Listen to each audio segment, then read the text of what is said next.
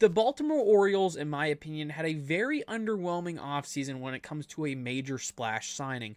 This is an Orioles team that finished 91 and 71 last year and was yet again another first round exit in the wild card, upsetting many fans in Baltimore and honestly shocking fans across the league. This is a team with a lot of young potential that was going into the offseason with many question marks, and the major question mark being, were they going to bring back a Corbin Burnes and Anthony Santander, or were they just going to go try to make a splash?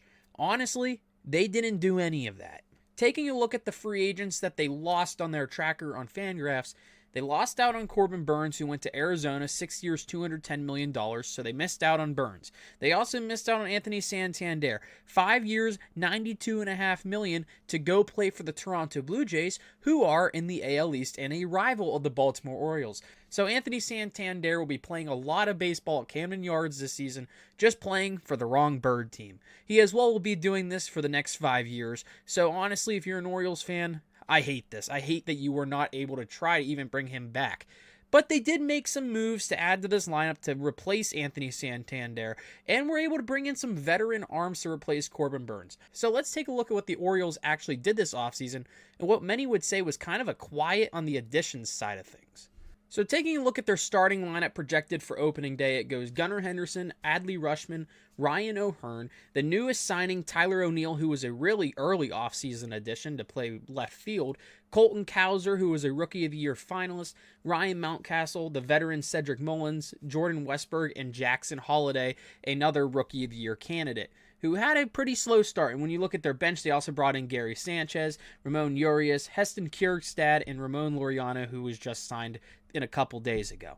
Now, when I look at certain guys on this team, it is a very young-led offense. It is led by young guys like Gunnar Henderson, Adley Rutschman, Colton Cowser is going to be a big piece. You could throw Jordan Westberg, Jackson Holliday having a bounce-back season after his kind of rough little rookie stint. So basically, it is a very young squad. You can also throw someone in there like Heston Kjerstad. I'm kind of wondering what his role is going to be. He was a guy I was kind of thinking could have been in trade talks if the Orioles were going to go the route of adding a young pitcher. They did not go that route. They signed veteran pitchers, which we'll get to in a second. I want to take a brief look, though, however, at Gunnar Henderson's stats and projections for the upcoming 2025 season, because Gunnar Henderson is a guy that is going to be an MVP candidate for years to come.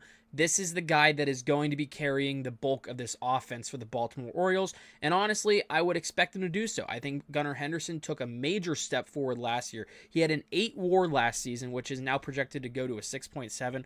It will probably be around the 7 to 8 range if I were to guess. When you look at the rest of his projections, however, it's kind of where you want to see him be. The home run total they have dropping from 37 to 31. He'll probably be around 34 to 38 again in that range. Average about the same, 281 to 274.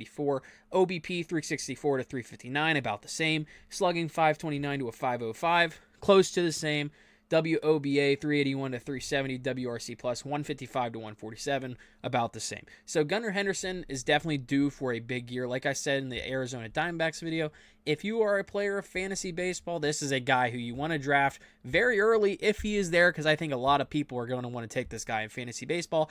Third baseman, shortstop, he can practically play the left side of the infield entirely. So this is basically a very major piece for this Orioles offense to make sure they succeed. If Gunnar Henderson kind of goes quiet, you have to trust the other young guys. You have to trust Adley Rutschman to pick things up. You're going to have to see if Jackson Holliday is going to have it. Colton Cowser, Heston Kjerstad, all those guys, can they pick up what Gunnar Henderson can't do on certain days? And that's what honestly can scare me about this Orioles team, since they didn't go out and add a veteran bat. But honestly, I think they will be fine. Now, when I look at their entire pitching staff, they didn't go out and add a young starter, and they weren't able to get Corbin Burnes. Instead, they brought in 2 veteran pitchers, one of which who hasn't pitched in the MLB. First of all, they brought in Charlie Morton, who is a free agent from Atlanta and is 41 years old right now and is projected a 1.2 WAR and a 4.29 ERA. Not bad for Charlie Morton standards. He's a league vet. He's now been in the league for over 16 seasons. You gotta love it if you're an Orioles fan, just because it's a solid veteran to have on a very young team. Now, this is the one that intrigues me. Tomoyuki Sugano from the NPB will be making his major league debut at age 35. Now, when the news first broke on Twitter, I kind of felt bad for Orioles fans because I thought MLB reporters were trolling them a little bit when the caption basically said on the alert we all got on our phones, Orioles signing Japanese ace. I was like, Roki Sasaki? No, it is Tomoyuki Sugano.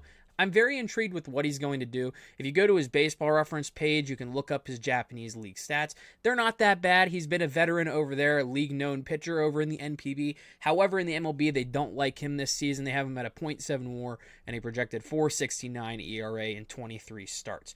So honestly, I'm kind of intrigued with what he can do. I'm not really expecting much, but I think it can be a very low-key, solid ad for this Orioles team, especially with his veteran presence. Bullpen-wise, you got Felix Bautista, Andrew Kitteridge, Keegan Aikens, Sir Anthony Dominguez, Yainer Cano, Gregory Soto, Ziono Perez, and Albert Suarez. I think it's fine. It, again, like the last team we did, the Braves, pretty young bullpen. Overall, the bullpen isn't that bad. They're not projected a lot of WAR. The guy who's projected the most WAR in this bullpen is Felix Bautista with a 1.6 WAR and a 2.66 ERA with 26 projected saves. He's going to be the key guy in this Baltimore bullpen. If he starts to not succeed, then I don't really see a lot of success in this bullpen. They didn't really do much. They're going to be trusting this rotation when it comes to pitching this year, so I'm very curious to see what they do. Overall, I would call the Orioles offseason kind of a letdown.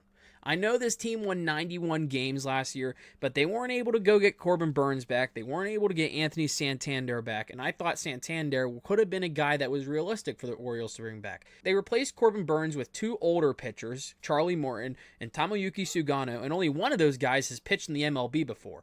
And then on the other hand, you replaced an Anthony Santander with Tyler O'Neill, who does have injury concerns. So I'm very curious to see what the Orioles can get out of Tyler O'Neill. I hope it's nothing but the best for Tyler O'Neill and the Orioles, because Tyler O'Neill can provide a solid power bat to make the place, or take the place, that is, of an Anthony Santander. So there you have it. That's my Baltimore Orioles 2025 MLB season outlook for them. Make sure to subscribe to the channel if you aren't already. We're trying to hit 300 subscribers by the end of February, or just by the start of opening day. I'm really excited for this baseball season. Make sure to like the video and comment your thoughts about the Orioles down below, and I'll see you next time.